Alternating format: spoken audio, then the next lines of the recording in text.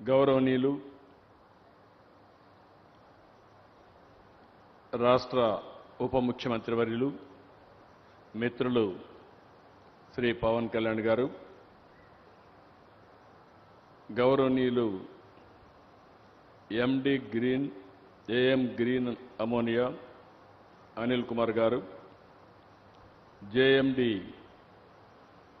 AM green ammonia Mahesh గారు,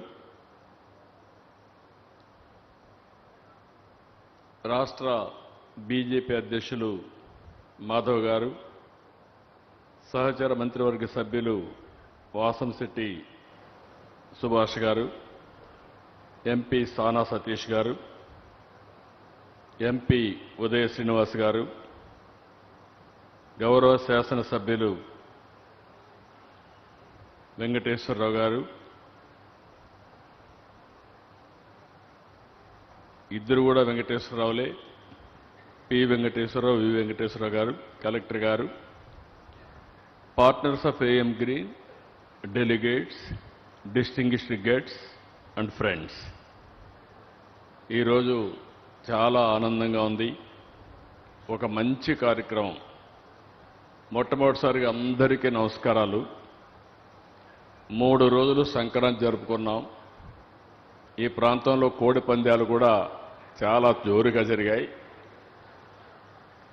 అదే సమయంలో సంక్రాంతికి బయట ఉండేవాళ్ళు 30 లక్షల మంది వచ్చారనేది ఒక అంచనా. హైదరాబాద్ నుంచి చూస్తే 3 లక్షల కార్లు రోడ్లన్నీ కిటకిటలాడే విధంగా వచ్చాయి. అలాంటివన్నీ కూడా 3 రోజులు నేను కూడా మా ఊరికి వెళ్ళాను, నారావారిపల్లికి వెళ్ళాను. నేను చాలా స్పష్టంగా చెప్పాను, మనం ఎక్కడున్నా మన జన్మభూమిని మర్చిపోకుండా మళ్ళీ మన జన్మభూమిని గుర్తుపెట్టుకుంటేనే సార్థకత ఉంటుంది. కాబట్టి తప్పకుండా గుర్తుపెట్టుకోవాలని పిలుపిచ్చాం. అలాంటి కార్యక్రమాన్ని పూర్తి చేసుకున్న తర్వాత నిన్న ఈరోజు జల్లికట్టు కూడా చాలా ఉత్సాహంగా జరుగుతూనే ఉన్నాయి. అదే సమయంలో ఈ జిల్లాలో పక్కనే మీరు చూస్తే జగ్గన్న తోటలో ప్రబల తీర్థ ఉత్సవాలు మన ట్రెడిషన్ని ప్రతిబింబించే విధంగా, మన సాంప్రదాయాలన్నీ కూడా గుర్తు చేసుకునే విధంగా బ్రహ్మాండంగా ఈ ఉత్సవాలు జరిగాయి. ఒక పక్క ట్రెడిషన్ కాపాడుకుంటూ ఈరోజు టెక్నాలజీ ప్రపంచంలోనే మొట్టమొదటిసారిగా లార్జెస్ట్ గ్రీన్ అమోనియా మన తెలుగువాడు అనిల్, అదే మరి మహేష్ కలిసి ఏఎం గ్రీన్ కో ఈరోజు ఏర్పాటు చేస్తున్నారంటే ఇది ఒక చరిత్ర. మామూలుగా మనకు ఒక అలవాటు ఉండేది, ఏదైనా ఒక ఇండస్ట్రీ పెట్టాలంటే ఒక రైస్ మిల్ పెడితే ఊర్లో వాళ్ళందరూ రైస్ మిల్లు పెట్టేవాళ్ళు. కానీ ఈరోజు ఆ విధంగా కాకుండా వినూత్నమైన ఆలోచనలతో, ఇన్నోవేషన్తో ముందుకొచ్చారు. దీనికి మనస్ఫూర్తిగా ఇద్దరిని ప్రమోటర్స్ని, వారికి సహకరిస్తున్న ప్రతి ఒక్కరిని మనస్ఫూర్తిగా అభినందిస్తున్నాం. 2025 జనవరి 6వ తేదీన గ్రీన్ అమోనియాకి గ్రీన్ సిగ్నల్ ఇచ్చాం. అయితే ఇప్పటికే దీన్ని ఒక స్థాయికి తీసుకొచ్చారు. ఈరోజు నాకు ఏమాత్రం అనుమానం లేదు, 2027 మిడ్కంతా అంటే మే జూన్ కంతా కూడా మొదటి ప్రొడక్షన్ కాకినాడ నుంచి స్టార్ట్ అవుతుంది. 0.5 మిలియన్ టన్స్. ఇది ఒక చరిత్ర.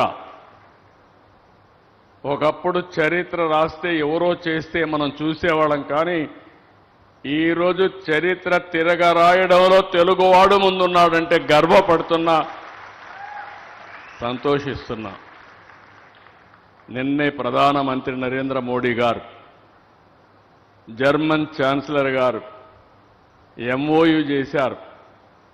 ఆ ఎంఓయు ప్రకారం కాకినాడలో గ్రీన్ అమోనియా ప్లాంట్ కూడా వస్తుంది. మనం ఇక్కడి నుంచి సప్లై చేస్తున్నాం. ఇంకొక పక్కన మనందరం గుర్తుపెట్టుకోవాల్సిన అవసరం ఉంది. ఇక్కడుండే ప్లాంట్ ఇప్పుడు నాగార్జున ఫెర్టిలైజర్స్ ఎగ్జాక్ట్గా 82, 83 ఆరో తెలుగుదేశం పార్టీ అధ్యక్షులు వ్యవస్థాపకులు ఎన్టీ రామారావు గారు రాష్ట్రం అంతా తిరుగుతూ ఉంటే ఆ రోజు ఎన్నికల్లో అందరూ అడిగింది ఒక ఫెర్టిలైజర్ ప్లాంట్ కావాలని చెప్పి అడిగారు. తప్పకుండా నాగార్జున ఫెర్టిలైజర్ ప్లాంట్ ఏర్పాటు చేస్తారని ఎన్నికల్లో హామీ ఇచ్చి ఆ హామీని నెరవేర్చిన వ్యక్తి నందమూరి తారక రామారావు గారు, తెలుగుదేశం పార్టీ ఆనాడు.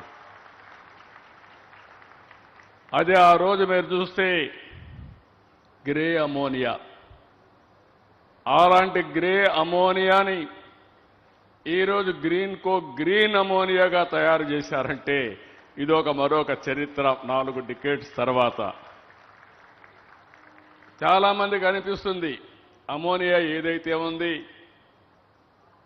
మనం అంతా కూడా యూరియా వేస్తూ ఉంటాం కాబట్టి ఇది మామూలు అనుకుంటున్నాం. కానీ ఇది ఒక పెను మార్పు అనే విషయం మీరు గుర్తుపెట్టుకోవాల్సిన అవసరం ఉంది.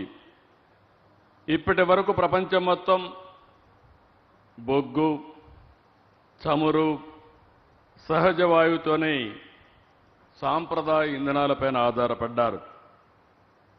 అయితే దీనివల్ల అభివృద్ధి జరిగింది కానీ పర్యావరణానికి పెద్ద ముప్పు వచ్చింది. టెంపరేచర్ పెరిగింది. టెంపరేచర్ పెరిగిన తర్వాత పర్యావరణంలో సమతుల్యాలన్నీ పూర్తిగా పోయే పరిస్థితి వచ్చింది. ఈరోజు మనం చూస్తున్నాం ఒక దిక్కడ వర్షం పడితే కుంభవర్షం పడుతుంది, క్లౌడ్ బర్స్టింగ్. ఎప్పుడూ చూడనంత వర్షం పడి ఆ ప్రాంతమంతా కూడా జలమయమయ్యే పరిస్థితి వస్తుంది. ఇప్పుడే డిప్యూటీ సీఎం గారు చెప్పినట్టు ఈరోజు సముద్రంలో కూడా పెను మార్పులకు దోహదం చేసి ఎక్కడికక్కడ భూముల ఎరోషన్ కూడా వచ్చే పరిస్థితికి వస్తూ ఉంది.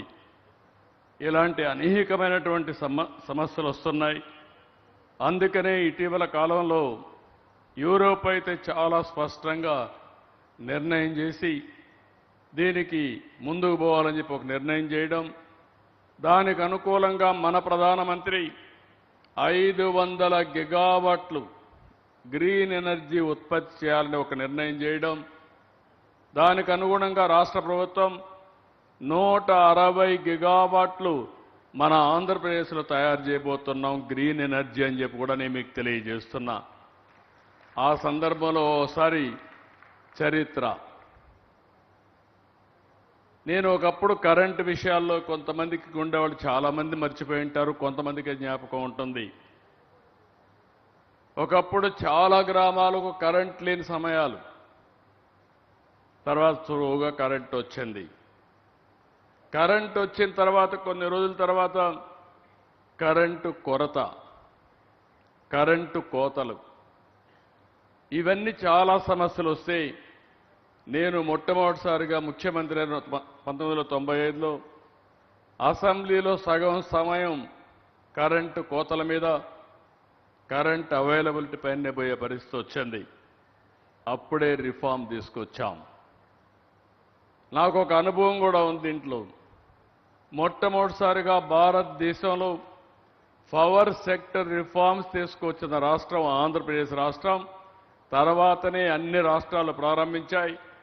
అదే మాదిరిగా ఈరోజు 2014లో గ్రీన్ ఎనర్జీకి నాంది పలికాం.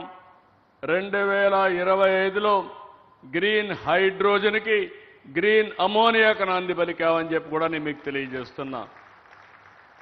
ఇటీవల నేను చాలా స్పష్టంగా చెప్పా, Andhra Pradesh will become green hydrogen valley. మన ఇండ్లపైన మనం కరెంట్ ఉత్పత్తి చేసుకునే పరిస్థితికి వచ్చాం.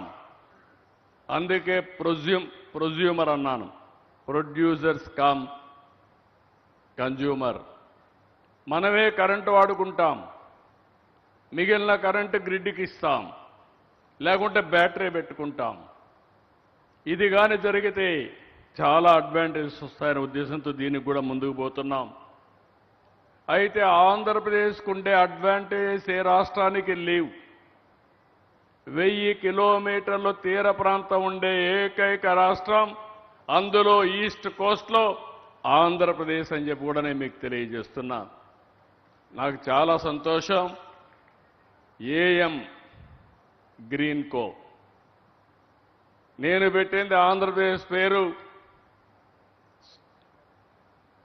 ఏదైతే ఈస్ట్ కోస్ట్ కాబట్టి దీనికి సూర్యోదయం మన సన్ రైజ్ ఆంధ్రప్రదేశ్. తెల్లవారి నిద్ర లేస్తే ఆంధ్రప్రదేశ్ నుంచే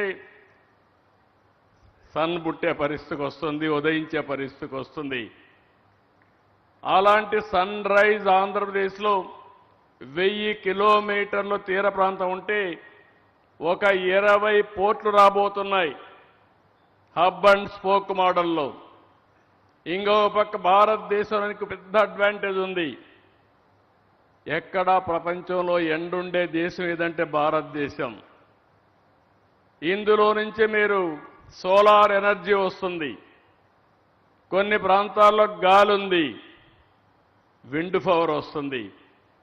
మూడోది నీళ్లున్నాయి, గ్రావిటీ ఉంది, పంప్డ్ స్టోరేజ్ వస్తుంది. ఈ మూడు కూడా గ్రీన్ హైడ్రోజన్కి, గ్రీన్ అమోనియాకి అనుకూలమైన వస్తువులుండే రాష్ట్రం.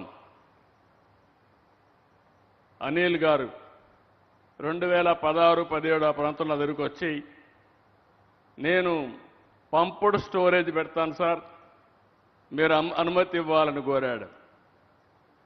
నాకు ఒక అనుభవం ఉంది. 1996లో శ్రీశైలం రివర్సబుల్ పంపులు పెట్టి పీక్ లోడ్ ఫ్యాక్టర్ ఆఫ్ పవర్ని మేనేజ్ చేశాను. ఆ అనుభవంతో నేను చెప్పాను, సూపర్ ఐడియా, మంచి ఐడియా, ముందుకు పొమ్మని చెప్పి ప్రోత్సహించా. అది ఈరోజు చూస్తే గేమ్ చేంజర్గా తయారైంది. First man.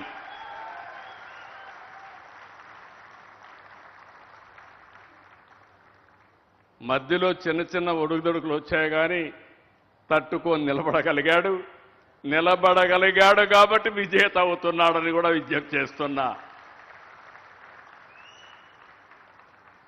ఈరోజు